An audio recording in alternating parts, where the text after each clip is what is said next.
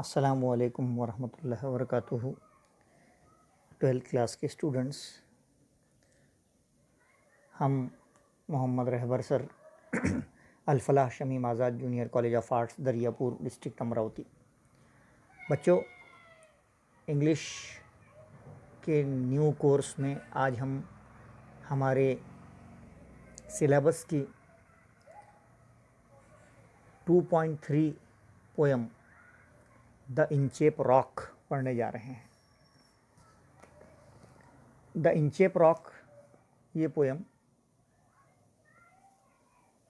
Longest poem of our syllabus, but it is very interesting poem.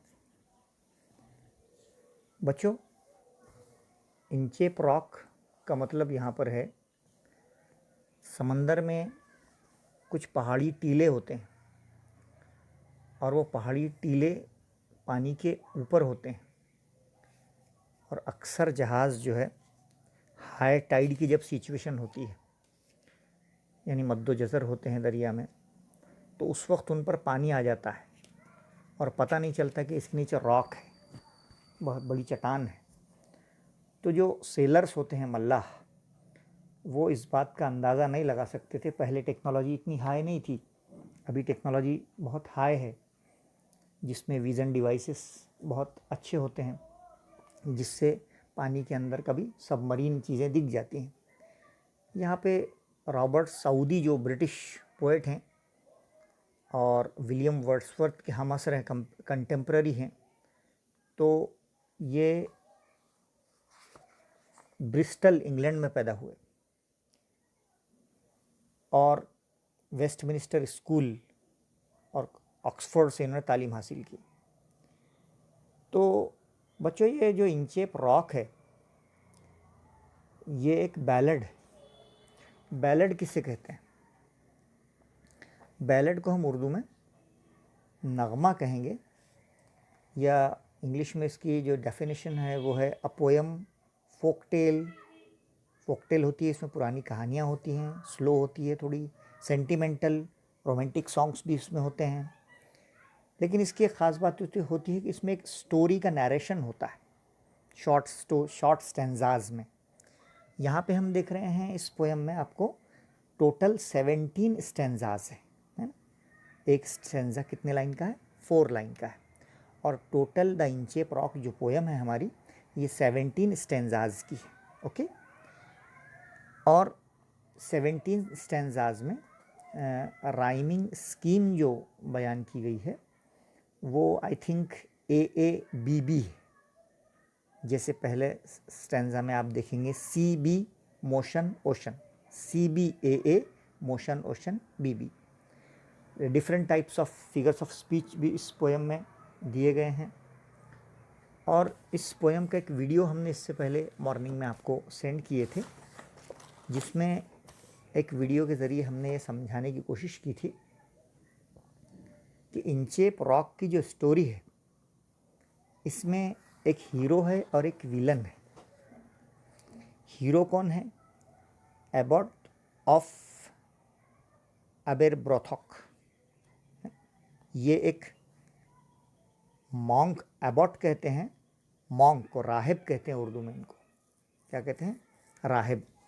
यानी ईसाई मज़हब में जो है ये ईसाई राहिब होते हैं, मॉन्क कहते हैं इनको, और राहिबा जो कहलाती हैं वो नन्स कहलाती हैं। ये राहिब जो होते हैं इनका दुनिया से कोई सरोकार नहीं होता है, और जिस जगह ये रहते हैं उसको एबे कहते हैं। और आपको पता नहीं होगा शायद, जहाँ नन्स रहती हैं उसे कॉन्वेंट कहते हैं या मोनेस्ट्री भी कहते हैं। खैर, इतना डिटेल में हमको नहीं जाना है। ये बैलेड है। यहाँ हम बता रहे हैं हीरो कौन है ना, एबॉट ऑफ अबेरब्रोथॉक।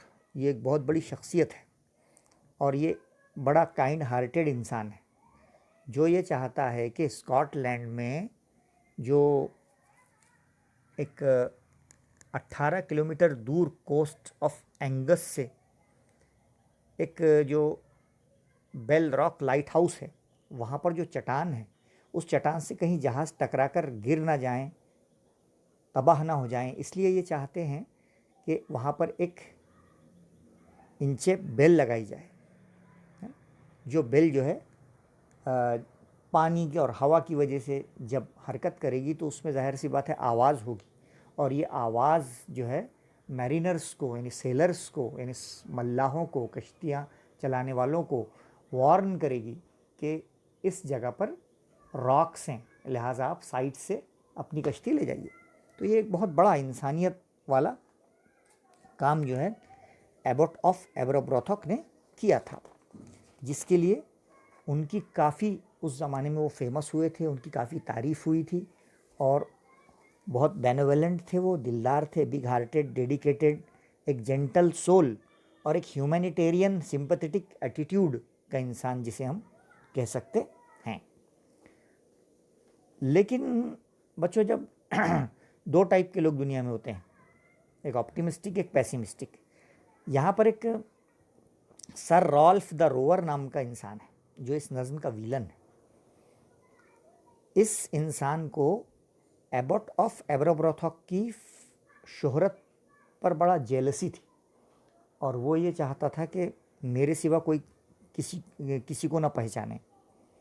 तो उसका जो माइंड था वो क्रिमिनल माइंड का इंसान था, वो लुटेरा था, है ना, हाँ, पायरेट था, समंदरी लुटेरा था, डाकू था। रोवर का मतलब ये होता है आवारा गर्दी करने वाला, और समंदरों में जहाज़ों को लूटना, उनका माल जमा करना, मुसाफिरों को लूटना, ये उसका पेशा था। तो अब वो जो आपको पेज नंबर 104 पर जो दिख रहा है, इंचकेप रॉक पर जो इंचकेप बेल लगी हुई दिख रही है आपको, है ना, और पेज नंबर 105 पर आप ऊपर देखिए कि वो जो तोड़ रहा है बेल को, वो तोड़ने वाला इंसान जो है सर रॉल्फ द रोवर था, और उस बेल को तोड़ने का उसका मकसद ये था कि इससे सेलर्स को उस चट्टान की निशानदेही नहीं होगी, एक्सीडेंट्स होंगे, जिसका फ़ायदा वो उठाएगा और मुसाफिरों को लूटेगा। तो as you sow so you reap, इस पोएम का एक message, as you sow so shall you reap, यानी जैसा आप बोओगे वैसा काटोगे। तो आखिर में हम पोएम में देखते हैं कि जब इसने सब रस्सी वस्सी उसकी तोड़ दिया और बेल को पानी में गिरा दिया, और जब ये खुशी खुशी जो है समंदरी सफ़र पर रवाना हुआ, और काफ़ी लोगों को लूट कर, जहाज़ों को लूट कर जब इसने माल जमा किया और खुशी खुशी जब वापस आ रहा था, तो अचानक मौसम जो है वो ख़राब हो गया और आंधी चलने लगी, और इसके जो सेलर और इसके जो क्रू मेंबर्स थे उसको कुछ भी नज़र नहीं आने लगा। तो आखिरकार ये हुआ कि उसके सेलर के मुंह से ये अल्फाज निकले कि काश आज अगर इंचेप रॉक पर लगी हुई इंचेप बेल होती, आप अगर उसको नहीं काटते तो हम जो है टाइम और डायरेक्शन का पता लगा सकते थे कि हम स्कॉटलैंड के सी शोर से, साहिली समंदर से कितने दूर हैं। लेकिन अब वक्त जो है बहुत ही वक्त हो चुका था, और अब जो है जगह नहीं थी, क्योंकि वो पहले ही उसको तोड़ चुका था। लिहाजा टिट फॉर टैट हो गया, जैसे को तैसा हो गया, वो मारा गया, और crime gets its own punishment, मुजरिम को अपने किए की सज़ा मिल गई। And what goes around comes around, दुनिया गोल है, हमारा कर्म लौट कर हम पर ही आता है। और कहा गया कि evil digs a pit for others but falls into the same, जो दूसरों के लिए गड़ा खोदता है वो खुद उसमें गिर जाता है। तो इस तरह से हमने इसकी थीम देखी है कि एबॉट जो है वो अच्छे काम करते हैं, और रॉल्फ जो है वो ख़राब काम करके जो है मशहूर होते हैं। तो दोनों भी मशहूर हैं, एक अच्छाई के लिए और एक बुराई के लिए। तो इसको पोएम को हम पढ़ेंगे। रॉबर्ट साउदी जो बहुत ही अच्छे पोएम, डायडेक्टिक पोएम्स लिखते हैं। डायडेक्टिक पोएम मतलब a poem contains A moral lesson, ऐसी पोएम जिसमें कोई अखलाकी नुक्ता नज़र निकलता है। So the theme of the poem, I hope that you all understand. It is a story of a warning bell which is installed in Inchep Rock, who save the life of sailors in the ocean during the night time and during the thunderstorm in the sea. Dear students, in the story you get the answers: who installed the bell, who destroyed the bell, and finally how destroyer of the bell got the punishment of his own. So the punishment of his own evil deed very interesting to see. This was the theme बच्चों. चलिए आ जाइए Inchcape Rock के ice breakers पे. Ice breaker में हम देखते हैं prepared a word register related to marine life. Word register कहते हैं रिलेटेड वर्ड्स, है ना, उस फील्ड से रिलेटेड वर्ड्स. जैसे सेलर्स, सेलर यानी मल्लाह, है ना. तो सेलर अब समंदरी जो सफ़र के या समंदर में जितने भी मरीन लाइफ, समंदरी ज़िंदगी से रिलेटेड जितने भी लफ्ज़ हैं, जैसे शिप है ना, कश्ती, टाइड मौजें, विंड हवा, सी बेड एंकर कैप्टन होता है, और कील, कील एक वर्ड आएगा, है ना, यानी कश्ती का निचला सिरा. सबमरीन, हार्बर, पेट्रोल, कष्ट करते हैं, सेल, है ना, port, deep sea, shipyard. These are the words. Okay, word register कहते हैं इसको, याद रखना, रिलेटेड वर्ड्स. फिर है the function of a lighthouse are. Lighthouse किसे कहते हैं बच्चों? लाइट हाउस जो होता है वो रोशनी का मीनारा होता है, जैसे कुतुबनुमा होते हैं ना, तो जहाज़ को डायरेक्शन बताते. तो पहला काम उसका फंक्शन यानी काम, पहला काम क्या होता है लाइट हाउस का? वो एक रोशनी का मीनार होता है जो शो द डायरेक्शन, यानी जहाज़ को सिमतें बताता है. और दूसरा काम इसका ये होता है navigation, specially in fog situation, यानी जब कोहरा वगैरह आ जाता है तो उसमें वो नेविगेशन करता है ना, यानी रास्ता बराबर डायरेक्शन देता है. और बहुत सारे काम होते हैं लाइट हाउस के, जैसे वार्निंग देता है बोट्स, कश्तियों को, ऑफ डेंजरस एरियाज, ये डेंजर एरिया है, यहाँ पर मत जाओ करके, है ना.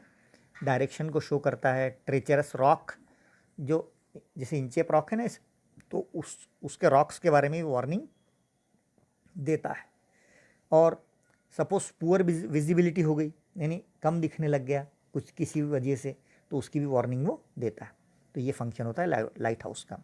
ओके, नेक्स्ट क्वेश्चन बच्चों क्या है इसमें? Discuss in pairs the various famous rocks in the world. दुनिया में फेमस, मशहूर कुछ रॉक्स कौन कौन सी हैं, चट्टानें, in the world, and mention the places where they are. पहले कॉलम में है फेमस रॉक, यानी मशहूर रॉक्स, चट्टानें कहाँ पर कौन सी हैं, और प्लेस वो कहाँ पर. जैसे एक ओल्ड हैरी रॉक है, ओल्ड हैरी रॉक, वो है इंग्लैंड में. इसी तरह एक वेव रॉक है, WAVE, वेव रॉक है एरिज़ोना, USA में. एक स्प्लिट एप्पल रॉक है, ये है न्यूजीलैंड में. एक हिमालयन रॉक है, हिमालय का पहाड़ अपने लेह में है, मनाली. तो ऐसे डिफरेंट क्या है, रॉक्स हैं. हाँ, नेक्स्ट क्या है? Narrate in the class a story. Class में एक स्टोरी बताइए अबाउट समवन हु डिस्ट्रॉयड और spoiled someone else good work. यानी यहाँ पे हमने बताया ना आपको, जो एबॉट ऑफ एब्रोब्रोथ्रॉक है, इनका अच्छा काम किसने बर्बाद किया था, स्पॉइल किया था? सर राल्फ द रोवर ने. इसने, ये इन्होंने अच्छा काम किए थे, उन्होंने उस काम को ख़राब कर दिए थे. तो आपको ऐसी स्टोरी नरेट करना जिसमें कोई एक स्टूडेंट बहुत अच्छा काम कर रहा है और कोई दूसरा जो है वो जेलसी यानी हसद के तहत उसका काम ख़राब कर रहा है. तो यहाँ पर इस नज़्म में जेलसी जो है यानी हसद करना, जलन करना, किसी पर, किसी को खुदा कोई चीज़ से नवाजे और दूसरा कोई उस पर हसद करे तो हसद करना हराम है. इसीलिए हदीस में है कि हसद नेकियों को ऐसे खा जाता है जैसे आग लकड़ी को खा जाती है. तो यहाँ पर इस नज़्म में हसद नहीं करना एक बहुत बड़ा पहलू है. नेक्स्ट है discuss in pairs and groups the following expressions. तो ये जो क्वेश्चन है आपके लिए होमवर्क है ना, ऊपर वाला जो हमने बयान किया है. उसके बाद क्या है? Discuss in pairs and groups the following expressions. ये इस्तिलाहात दी गई हैं, take the help of your teacher. जैसे ये नज़्म में ये सारी की सारी टर्मिनोलॉजीज यूज़ हुई हैं, जैसे as you sow shall you reap, आप जैसा बोओगे वैसा काटोगे, है ना। अच्छे काम करोगे तो अच्छा नतीजा निकलेगा, ख़राब काम करोगे तो ख़राब नतीजा निकलेगा। ओके, ऐसा तो कभी नहीं होगा कि आप बबूल का दरख्त लगाएं और उस पर गुलाब के फूल खिल जाएं। ओके, सो अच्छा बोओगे तो अच्छा पाओगे। नेक्स्ट है crime gets its own punishment, यानी क्राइम को अपना पनिशमेंट मिल ही जाता है, मुजरिम को अपने किए की सज़ा मिल ही जाती है। ओके, हाँ, कोई इंसान दुनिया में ऐसा नहीं है जो गलत काम करेगा और उसको सज़ा ना मिलेगी, है ना। हाँ, उसको मिलती है किसी न किसी पोजीशन में। नेक्स्ट है what goes around comes around. हाँ, दुनिया गोल है, हमारे अच्छे काम भी हमारी तरफ लौट कर आते हैं और हमारे बुरे काम भी हमारी तरफ लौट कर आते हैं, है ना।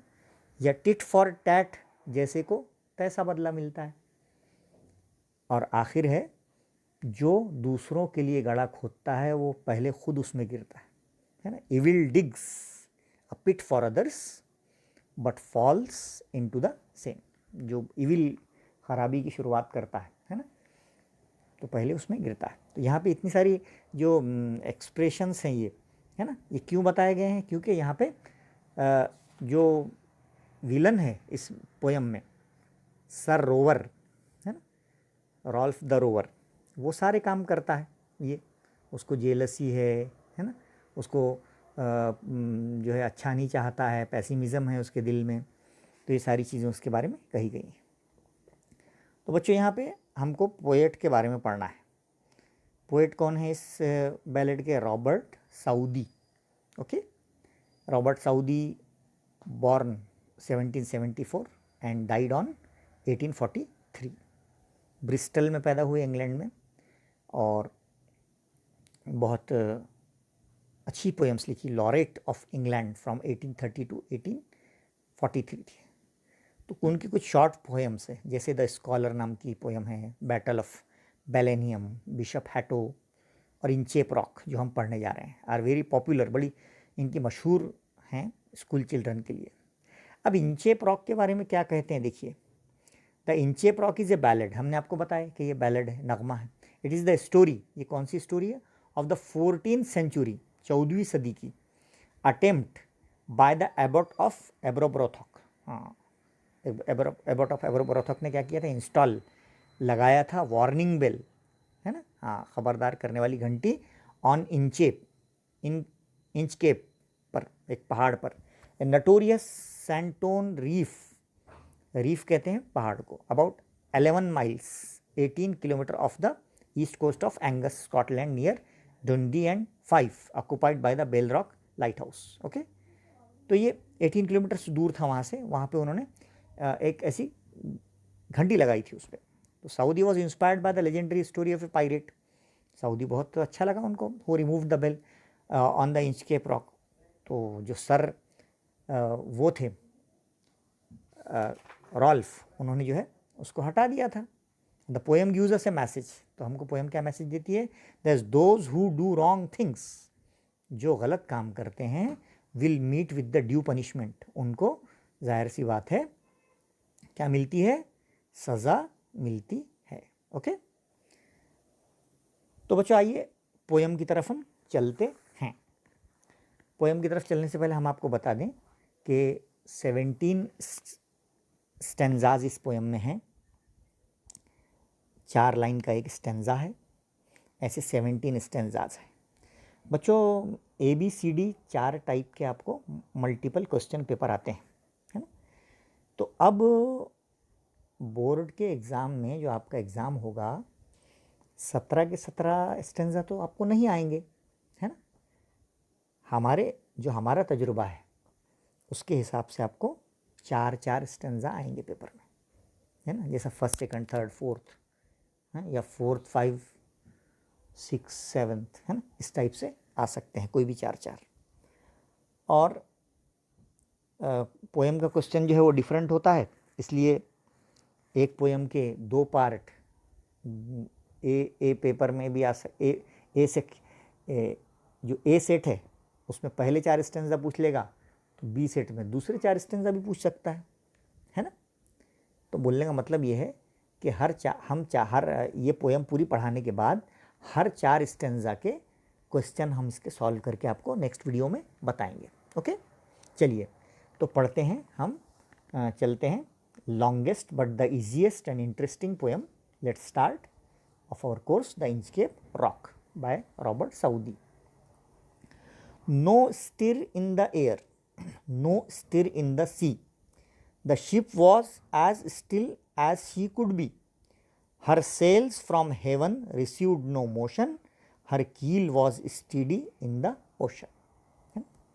अभी आप देखिए, सी बी मोशन ओशन, है ना। यहाँ आगे राइमिंग वर्ड्स आ गए ना, राइमिंग पेयर्स भी आ गए। अब राइमिंग स्कीम क्या है, सी से बी मैच हो रहा है ना, इसलिए सी को ए देंगे तो बी को भी ए देंगे, है ना। सी और बी देखो मैच हो रहा है ना। और क्या मैच हो रहा है, मोशन ओशन।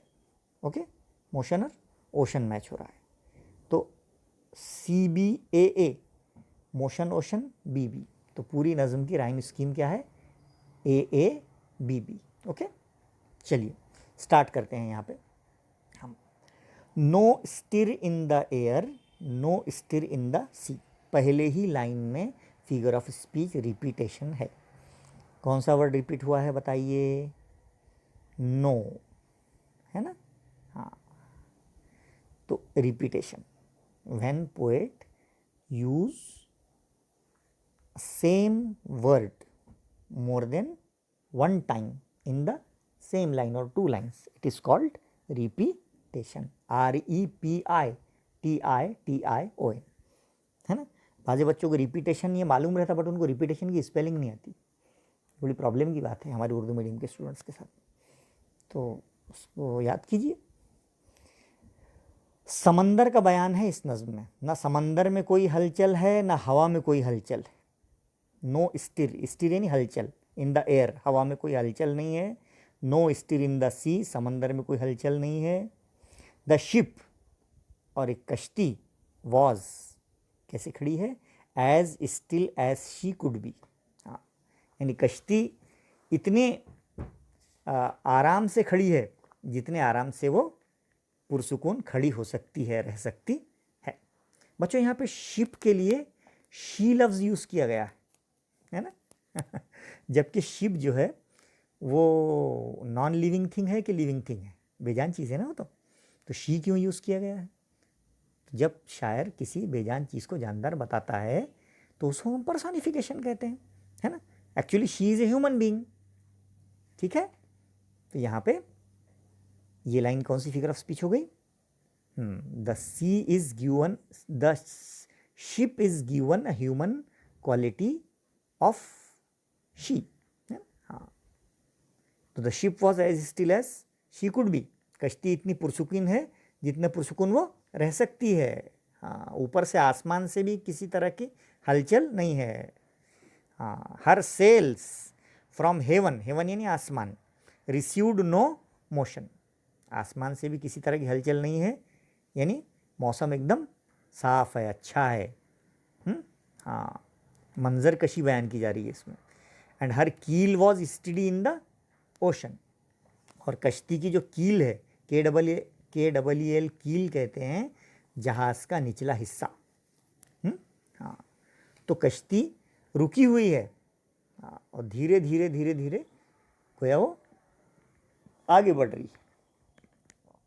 तो यहाँ पे फर्स्ट स्टैंजा इस तरह से बयान किया गया है। बच्चों ये जो her sails from heaven received no motion, her keel was steady in the ocean, ये एग्जाम्पल ऑफ विजुअल इमेजरी है ना, जिसे बसरी मंजर कशी कहते हैं। विजुअल इमेजरी का आपको क्वेश्चन आएगा तो आपने ये 2 लाइन लिखना, हर सेल से लेकर ओशन तक। ओके, 2 टाइप की इमेजरी है हमको, एक कलर इमेजरी है, एक विजुअल इमेजरी है, एक साउंड इमेजरी है। जिसमें साउंड की आवाज़ आए वो साउंड इमेजरी, जिसमें कलर आ जाए वो कलर इमेजरी, और जिसमें बसरी मंजर कशी आ जाए, वो example of visual imagery. Okay, तो ये हम थोड़ा आपको एक्सप्लेन इसलिए कर दे रहे हैं कि आपको उसमें नोट्स बनाने में आसानी रहे। ओके बच्चों, आपने अगर हमारे चैनल को अभी तक सब्सक्राइब नहीं किया है, बहुत सारे बच्चे ऐसे हैं जिन्होंने अभी तक सब्सक्राइब नहीं किया है और हमको पर्सनल पर पूछते हैं कि सर कब आप वीडियो डाल रहे हैं। अरे आप हमारे चैनल को सब्सक्राइब कर लीजिए तो ऑटोमेटिकली आपको हमारे वीडियोस मिलते रहेंगे। ओके, चलिए next stanza. Without either sign और sound of their shock the waves flowed over the Inchcape rock. ये जो कश्ती है उस पर किसी तरह का शोरगुल की आवाज़ नहीं है। हाँ, साइन यानी शॉक, कोई उसमें शोरगुल नहीं है। And the waves flowed over, और समंदर की लहरें उसके ऊपर से इंचेप रॉक जो टीला है ना और समंदर की लहरें उस पहाड़ी टीले यानी इंचेप रॉक के ऊपर से बह रही हैं। ओके बच्चों, हम यहाँ पर हम आपको इंचेप रॉक का मतलब बता देते हैं। इंचेप रॉक ये एक ऐसी जगह है जो स्कॉटलैंड मुल्क में है। इसके समंदरी किनारे से 18 किलोमीटर अंदर एक छोटा सा पहाड़ है जो कि ज़्यादातर वक्त पानी के अंदर डूबा हुआ रहता है और इस वजह से बहुत सारे जहाज़ वहाँ से आते जाते हैं। उस पहाड़ी टीले यानी इंचेप रॉक से टकरा कर तबाह व बर्बाद हो जाने के इम्कानात बढ़ जाते हैं, इसलिए इस टीले का नाम क्या है, इंचेप रॉक है। Okay, so little they rose so little they fail. मौजों के बारे में बताया जा रहा है कि कभी मौजें ऊपर उठती हैं रोज और कभी वो फेल यानी नीचे की जानिब। हाँ तो बच्चों, विदाउट आइदर साइन और sound of their shock the waves flowed over the Inchcape rock, so little they rose so little they fell, they did not move the Inchcape bell. तो इस तरह से कश्ती धीरे धीरे आगे बढ़ रही है लेकिन इंचेप बेल का बहुत कम आवाज़ आ रहा है, मतलब मौजें उठ रही हैं और उतर रही हैं, है ना।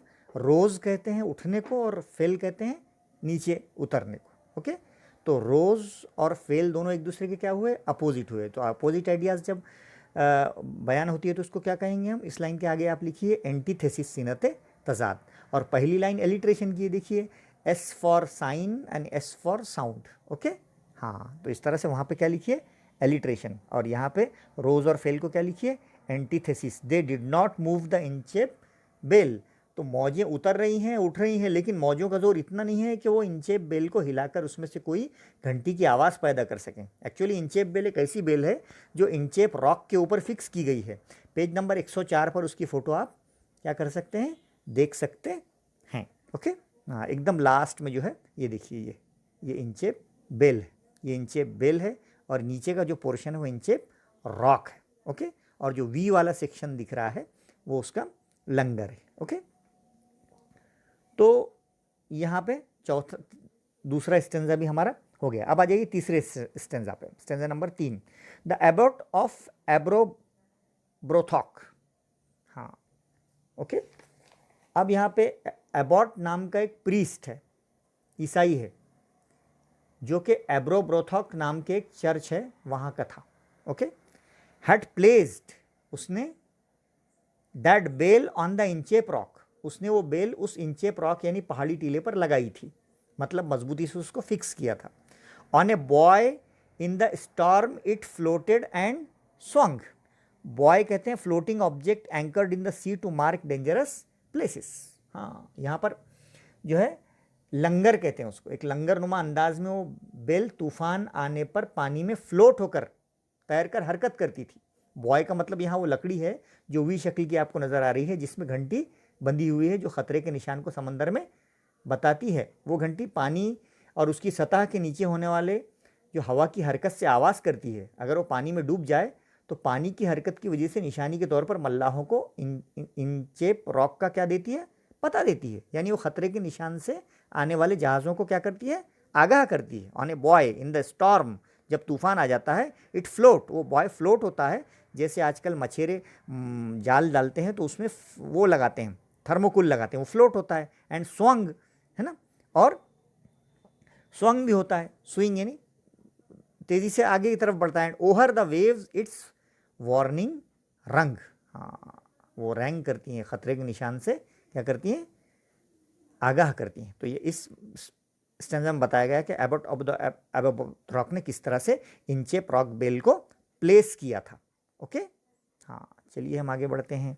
यहाँ पे आपको एबट ऑफ एबोब्रोथ में एलिट्रेशन लगेगा ए और ए में, और इसी तरह लास्ट लाइन में WW है ना, वेव्स और वार्निंग, ये भी क्या है, फिगर्स ऑफ स्पीच एलिट्रेशन है। ओके, चलिए अब पेज नंबर एक हम जो है यहाँ पर आ गए हैं। When the rock was hid by the surge's swell. Next stanza आ जाइए अब चौथा। When the rock was hid by the surge's swell the mariners heard the warning bell, and then they knew the perilous rock and blessed the abbot of Ebrobrock। हाँ, अब यहाँ पे समंदर में अचानक और तेजी से मौजों के उभरने की वजह से when the rock was hid, छुप गई, सर्ज स्वेल है ना, हाँ सर्ज स्वेल जो है उसका मतलब यह है अचानक और तेज़ी से समंदरी मौजों का उभरना, उसे सर्ज स्वेल कहते हैं। ओके, तो समंदर में अचानक और तेज़ी से मौजों के उभरने की वजह से वो टीला जो रॉक है वो पानी की वजह से हिड हो जाता है, छुप जाता है। और द मैरिनर्स मल्लाह हर्ड, जब सुनते हैं द वार्निंग बेल है ना, और मल्लाहों को ख़तरे की घंटी की आवाज़ सुनाई देती है। एंड देन दे न्यू, तब उनको पता चल जाता है द पेरिलस, पेरिलस यानी डेंजरस, ख़तरनाक रॉक का। एंड ब्लेस्ड, और वो दुआ देते हैं है ना, ब्लेस्ड यानी दुआ देना, द एबॉर्ड ऑफ एब्रोब्रोथ। बच्चों कितनी अच्छी बात है यहाँ पे कि समंदर में अचानक और तेज़ी से मौजों के उभरने की वजह से वो टीला यानी रॉक यानी पानी की वजह से जब छुप जाता है तो मल्लाहों की नज़र ख़तरे की घंटी वार्निंग बेल जब उसको सुनाई देती है तो जब खबर लग जाती है वो तो अपने जहाज़ या कश्ती की सिमत मुख्तलिफ सिमत में हटाकर उस इंचेप रॉक से अपनी कश्ती को तबाही से वो बचा लेते हैं। और वो इंचेप रॉक पर बेल लगाने वाले ईसाई प्रिस्ट यानी एब्रोब्रोथ को दुआएं देकर उसका शुक्रिया अदा करते हैं कि उसने बेल लगाकर उनको कश्ती को टूटने से बचा लिया है, यानी एक्सीडेंट से बचा लिया है। ओके, तो इस तरह से हमने इसमें देखा इसका एक्सप्लेनेशन। ओके, चलिए नेक्स्ट हम देखते हैं। The sun is in heaven was shining gay. अब जो है यहाँ पर पांचवा स्टेंजा हम पढ़ने जा रहे हैं। उस दिन सूरज आसमान में पूरी तरह चमक रहा था। हेवन यानी आसमान, शाइनिंग यानी चमक रहा था। ऑल थिंग्स वेयर जॉयफुल, हाँ सारे, धूप खिली हुई थी, मौसम बड़ा सुहाना था, जॉयफुल था ऑन दैट डे, मौसम अच्छा था। द सी बर्ड्स, समंदरी परिंदे स्क्रीम, चिल्ला रहे थे। एज दे व्हील अराउंड, हाँ व्हील अराउंड यानी तवाफ कर रहे थे, घूम रहे थे, हाँ sea birds. And there was joyance in their sound, और उनकी खुशी और उनकी आवाज़ में क्या थी गोया, खुशी थी। समंदरी परे खुशी से चिल्लाते हुए गोल गोल घूम रहे थे, तवाफ कर रहे थे, और उनकी आवाज़ में भी उनकी खुशी झलक रही थी। बच्चों यहाँ पे हम देख रहे हैं the sun in heaven was shining gay, सूरज बहुत अच्छे से चमक रहा है। कौन सी इमेजरी है, विजुअल है ना, हाँ दिखने वाली, बसरी। और स्क्रीम एक लफ्ज़ है ना, परिंदे चिल्ला रहे हैं। चिल्लाना कौन सा फिगर ऑफ स्पीच है, आवाज़, sound word, onomatopoeia. Okay, then there was joyance in their sound, और परिंदों की आवाज़ में बड़ी खुशी थी। तो आवाज़ में खुशी होना कौन सी इमेजरी है, साउंड इमेजरी है। ओके, चलिए आगे बढ़ते हैं। The buoy of the Inchcape bell was seen, हाँ इंचकेप बेल की घंटी का लंगर है ना, बॉय जो वाई शेप का है ना, जिसे बॉय कहा गया है, वो नज़र आ रहा है, seen. A darker speck on the ocean green, speck कहते हैं एक छोटा सा डॉट, नुक्ता है ना, और जो जिसे बॉय कहा गया है वो नज़र आ रहा है। और a darker speck on the ocean green, और समंदर के ग्रीन कलर के पानी में गहरे रंग का एक छोटा नुक्ता, नुक्ते की जानिब क्या नज़र आ रही है, वो बेल नज़र आ रही है। सर राल्फ द रोवर, अब यहाँ पर पहली बार जिक्र आ गया किसका, वो विलन का है ना, जो इस पोयम में विलन है, जो इस कहानी का विलन है, समंदरी वॉक्ड हिज डेक, वो डेक कहते हैं जहाज़ की पहली मंजिल को। तो सर रॉल्फ रोवर जो है वो अपने डेक पर टहल रहा है और उसकी नज़र इंचेप बेल पर जो समंदर के बीचों बीच एक गहरे नुक्ते की तरह थी उस पर पड़ी। And he fix his eyes on the darker speck. हाँ, फिक्स्ड हिज आइज का मतलब है उसने उस घंटी को बहुत देर तक देखा जो समंदर के बीचों बीच एक गहरे नुक्ते की तरह थी। ओके, तो यहाँ पे डार्कर और ग्रीन दोनों कलर इमेजरी है बच्चों, है ना। डार्क भी कलर है और ग्रीन भी कलर है। ओके, तो यहाँ पे हमने देखा कि इंचेप रॉक को सुबह सबसे पहले नज़र किसकी पड़ी उस पर, इंचेप बेल पर? सर रॉल्फ जो विलन है उसने तो देखा। अब देखिए क्या हुआ। He felt the cheering power of spring. Spring कहते हैं मौसम बहार की चियरिंग पावर, खुशी में वो मदहोश हो गया, है ना। इट मेड हिम विसल, खुशी में सीटियां बजाने लगा। Power of song, it made him sing, और सॉन्ग गाने लगा। हाँ, his heart was mirthful to excess. Mirth कहते हैं मसरत को, खुशी को, और उसका दिल उछलने लगा टू एक्सेस, ज़रा ज़्यादा ही उसका दिल खुश हो गया। But the rover मर्थ was wickedness. हाँ, रोवर कहते हैं यहाँ पे लुटेरे को, समंदरी लुटेरा। और विकेडनेस यानी बदनीयती उसके दिल में आ गई। हाँ, क्यों ऐसा गाने गा रहा, सीटियाँ बजा रहा? क्योंकि उसकी खुशी गलत नीयत की तरफ इशारा कर रही है कि वो एक्सेस यानी जुल्म ज़्यादती करके समंदरी मुसाफिरों को और उनके जहाज़ों को लूटने के इरादे से दिल ही दिल में खुश हो रहा था। और सर रॉल्फ जो था वो विकेडनेस यानी उसको लोगों के साथ शरारत करने की खुशी हो रही थी, यानी लोगों के साथ लूटपाट और लोगों को सताने की उसके दिल में ख्वाहिश बेदार हो रही थी। चलिए नेक्स्ट स्टेंजा में आ जाइए, stanza number 8। His eyes was on the Inchcape float. उसकी नज़रें इंचकेप रॉक पर, टीले पर गड़ गई थी। कोथ ये इंग्लिश, ओल्ड इंग्लिश का लफ्ज़ है, इसका मतलब है सेड, कहा, ही उसने, माय मैन आए मेरे लोगो, है ना, पुट आउट द बोट, कश्ती को आगे बढ़ाओ, कश्ती को क्या करो, आगे बढ़ाओ। And row me to the Inchcape rock, और इंचकेप रॉक तक मुझे पहुंचा दो, ताकि मैं क्या करूं, and I will plague the abbot of Aberbrothok. हाँ, प्लेग का मतलब है यहाँ पे जो एब्रोब्रोथ की जो इज्जत है ना, उसको मैं क्या करूँगा, प्लेग करूँगा, उसको ठेस पहुँचाऊँगा। हाँ, इज्जत को ठेस पहुँचाऊँगा। बताइए, यानी कितना ये जेलसी वाला इंसान था कि एब्रोब्रोथॉक ने इतनी अच्छी इंचकेप बेल लगाई थी और ये क्या चाह रहा था कि उसको काट देना था। हाँ, इसका मतलब मैं उसकी इज्जत को ठेस पहुँचाऊँगा, इसका मतलब है मैं इंचकेप बेल को काट देता हूँ, ऐसा उसने कहा, और उसकी नज़रें उस पर गड़ गई। ओके, चलिए बच्चों, the boat is lowered, the boatman row, the boat is lowered, the boatman row.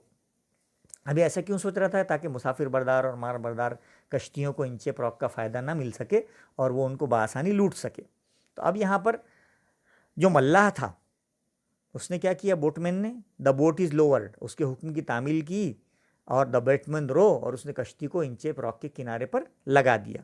And to the Inchcape rock दे गो, और वो सब लोग मिलकर इंचेप रॉक पर उतर गए।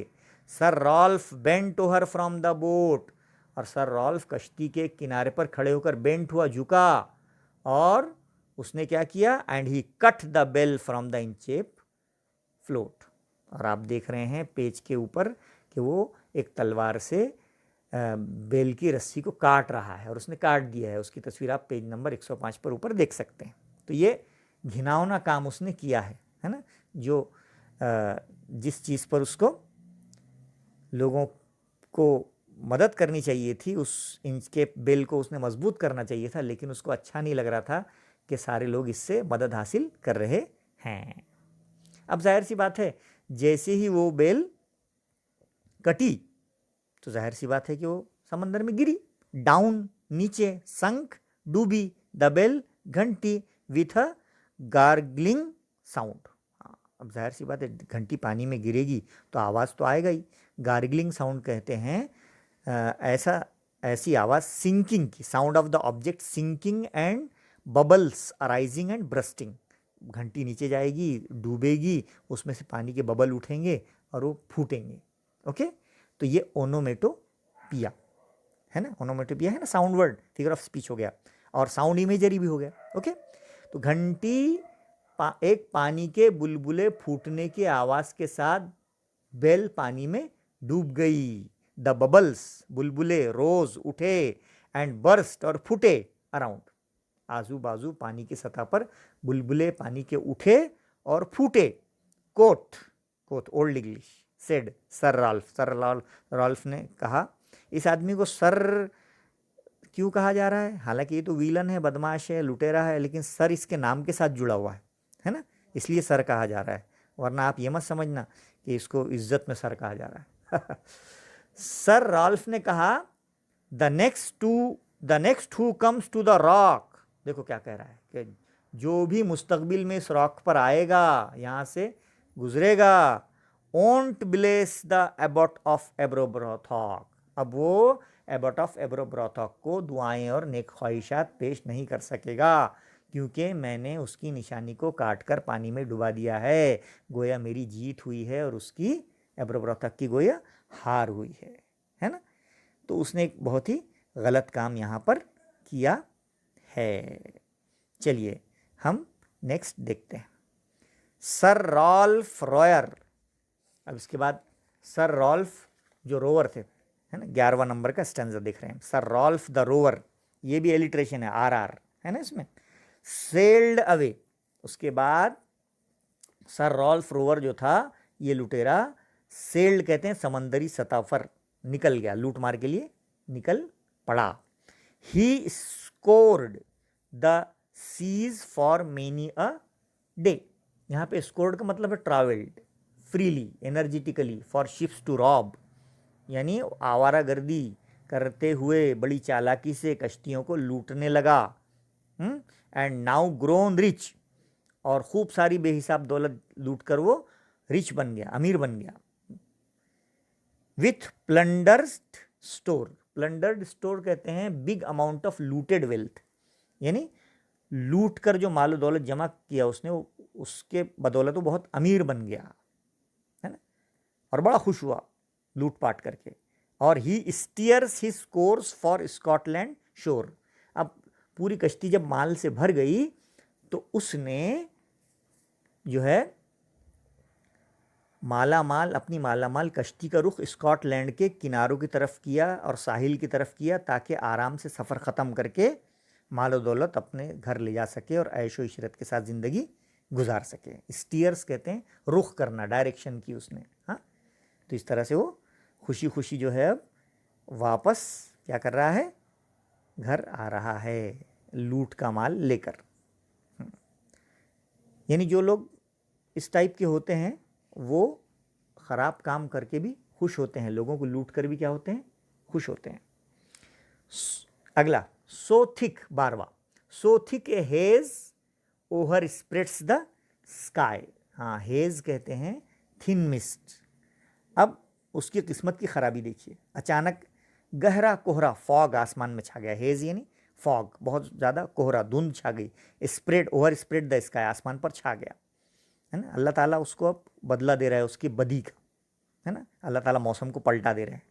दे can not see the sun on high.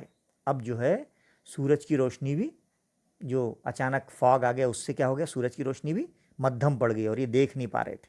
हाँ, द विंड, और हवा, हैथ यानी have, blown a gale all day, और हवा जो है वो ज़ोर से जो है वो हुई, ज़ोर ज़ोर से हवाओं की झक्कड़ पूरे दिन भर चले, ऑल डे। और at evening it hath died away, और शाम के वक्त जो है वो हवा क्या हो गई, रुक गई, हवाओं का झक्कड़ मांद पड़ गया। यहाँ पे HATH हैथ जो है वो हैज़ के लिए है और हैज़ के लिए हैथ इस्तेमाल होता है। ये ओल्ड इंग्लिश के वर्ड्स हैं। ओके, नेक्स्ट, अब यहाँ से उसकी किस्मत की ख़राबी शुरू हो गई है, मौसम खराब हो गया है। अब on the deck the rover takes his stand. हाँ, अब आ जाइए 13वें स्टेंजा पर। जहाज की पहली मंजिल को डेक कहते हैं। The rover takes his stand, जहाज की पहली मंजिल यानी डेक पर समंदरी लुटेरा रोवर खड़ा रहा। So dark it is they see no land, और देखा कि इतना डार्क यानी इतना अंधेरा हो चुका है कि उसे कोई चीज़ नज़र ही नहीं आ रही है, ज़मीन का नामो निशान नज़र नहीं आ रहा है। कोथ, कहा सर रॉल्फ, उसने क्या कहा, it will be lighter soon, जल्द ही उजाला होगा।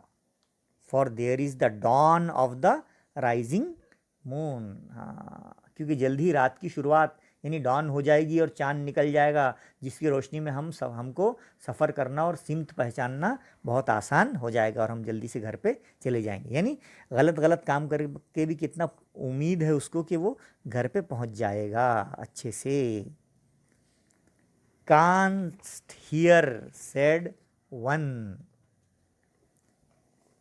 The breakers row or. अब यहाँ पे देखिए कि जो 14 नंबर स्टेंजा है उसमें हम देख रहे हैं कि तुझको कुछ सुनाई दे रहा है क्या, एक ने चिल्लाकर कहा। कांस्ट हियर, तुझको कुछ सुनाई दे रहा क्या, सेड वन, एक ने कहा। द ब्रेकर, एक ने जोर से चिल्लाकर कहा। द ब्रेकर्स रोअर, मौजें जोर जोर से किनारों पर टकरा रही हैं। ब्रेकर यानी मौजें, रोअर यानी टकरा रही हैं, मौसम खराब हो रहा है। फॉर मी थिंक यानी आई थिंक, ओल्ड इंग्लिश है। We should be near the shore, और मुझे ऐसा लगता है कि हम लोग अब साहिल समंदर पर पहुंच गए हैं, करीब हैं। Now where we are I can not tell, फिर भी अभी हम कहाँ हैं ये मैं कह नहीं सकता। But I wish I could hear the Inchcape bell, और अचानक उसके मुंह से क्या निकला कि लेकिन काश, मुझे उम्मीद है कि मैं इंचकेप बेल घंटी की आवाज़ सुन पाऊँ, तो मैं समझ जाऊँगा कि मैं स्कॉटलैंड के करीब पहुँच गया हूँ, और मुझे अंदाज़ा हो जाएगा कि मैं अपने वतन स्कॉटलैंड के समुद्री सतह पर किनारे को छूने वाला हूँ, है ना। हाँ, ऐसा उनको उम्मीद हुई। Next stanza number 15, they hear no sound, लेकिन अफसोस कि उनको बेल की आवाज़ नहीं आई। क्यों आएगी, क्योंकि वो तो पहले ही बेल काट चुका था ना, है ना। हाँ, ये होता है, यानी जो गड़ा खोदता है उसमें पहले वही गिरता है। दो the wind hath fallen they drift along, drift यानी मूविंग स्लोली। हाँ, हवा ने क्या किया था, मौजों का उभार बहुत ज़्यादा था, मद्दो जज़र यानी हाई टाइड कहते हैं जिसे।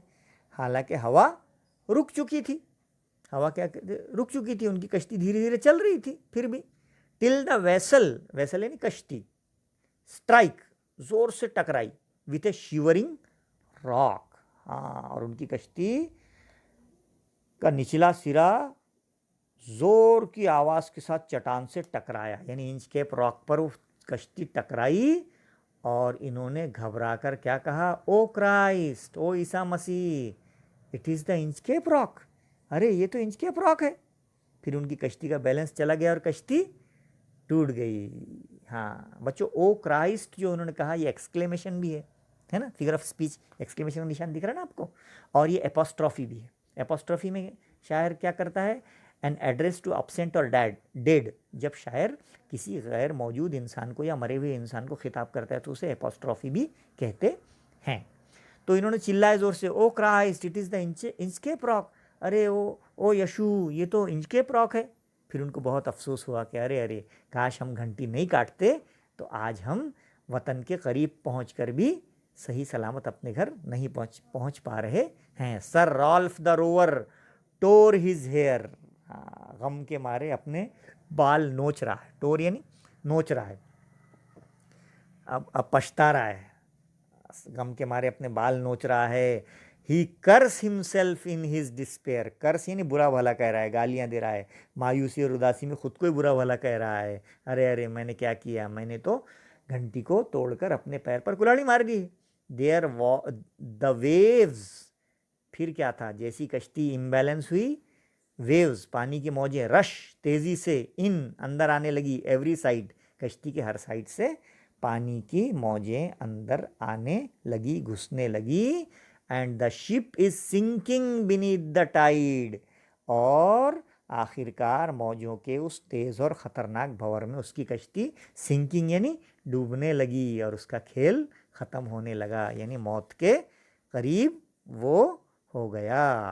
ओके, हाँ, तो ये स्टेंजा हमने पढ़ा है। Sir Ralph the rover tore his hair, he cursed himself in his despair, the waves rush in every side, the ship is sinking beneath the Tide.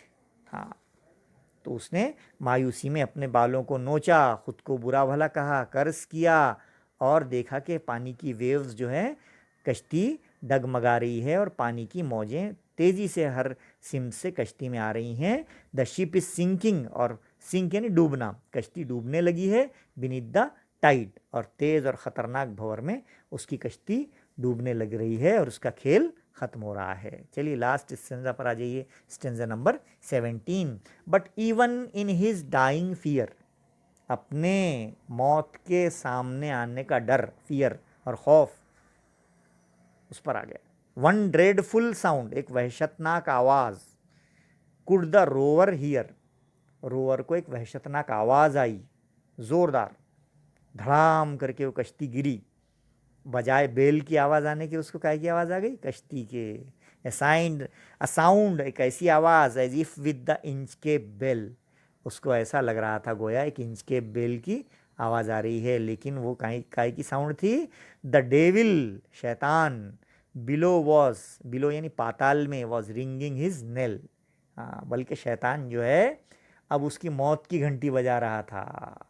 यानी उसको इंच के बेल की आवाज़ नहीं आ रही थी, बल्कि पाताल में बैठा शैतान, यानी मौत का फरिश्ता, उसके समंदरी जो लुटेरे था ना, उसकी मौत का ऐलान घंटी बजाकर कर रहा था। अब वो अपनी मौत नज़रों के सामने देख रहा था। नेल कहते हैं साउंड ऑफ ए बेल रंग सॉलेमली आफ्टर डेथ और the funeral announcement of the death. जैसे हमारे यहाँ मौत का ऐलान होता है ना, वैसे मौत की घंटी स्कॉटलैंड में बजाई जाती है। तो इस तरह ये जालिम की मौत की घंटी बज गई। तो बच्चों, ये 17 स्टेंजाज में हमने पूरी पोयम को ख़त्म किया है और देखा है कि किस तरह एबॉट ऑफ द एब्रब्रोथॉक के नेक काम को, घंटी को काट कर सर रॉल्फ रोवर किस तरह पानी में डूब गया, और उसी मुकाम पर अल्लाह ने उसको डुबाया जहाँ से उसने गुरूर किया था और जेलसी की थी और हसद किया था और जलन किया था। तो ये जो नज़्म है इसमें बताया गया है कि jealousy is the most incurable defect, है ना। अगर इंसान में हसद का डिफेक्ट है, यानी हसद की बीमारी है, तो वो कभी भी खुश नहीं रह सकता। इसलिए आप दुआ करो कि अल्लाह ताला हम तमाम को, है ना, हसद की बीमारी से दूर रखे। तो बच्चों, उम्मीद है कि आपको पोएम पूरी समझ में आ गई होगी। आप हमारे चैनल को सब्सक्राइब कीजिए, अपने फ्रेंड्स को सब्सक्राइब करने का बोलिए, और इंशाल्लाह इसकी जो एक्टिविटीज़ हैं ब्रेन स्टॉर्मिंग इस पोएम की, वो हम नेक्स्ट वीडियो में आपको सॉल्व करवाएंगे। ओके, अल्लाह हाफिज़, अस्सलाम वालेकुम।